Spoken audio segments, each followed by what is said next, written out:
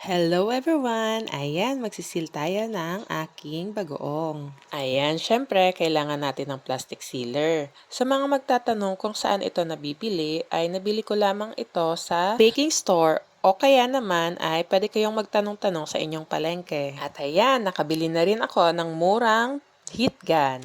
Nabili ko lang ito sa Lazada, 138 pesos lang ito. Ayan, dati, ang ginagawa ko ay nagpapainit lang ako ng tubig sa takore. Ngayon, na-discover ko na meron lang naman palang murang heat gun na maganda na ang performance. Swak ito para sa mga mag-uumpisa pa lang ng kanilang business dahil hindi masyadong maglalabas ng maraming puhunan.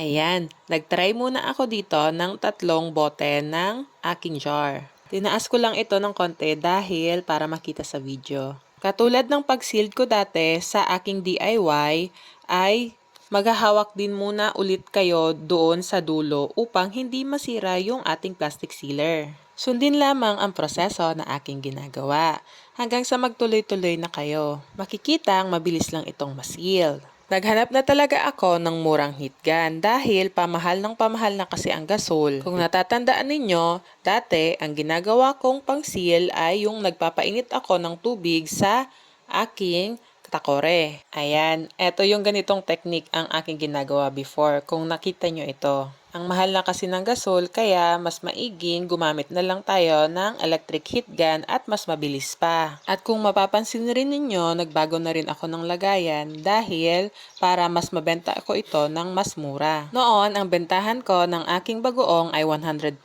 pesos. Ngayon, nasa 75 pesos na lang. O diba, ang laki ng nabawas? Mahal kasi yung jar at maraming karne rin ang aking nilalagay. Ngayon, ang majority na ay puro bagoong dahil yun din naman ang gusto ng aking customer. Ayan, sana nakatulong ito sa inyong pandagdag negosyo. Hanggang dito na lamang po. Thank you for watching!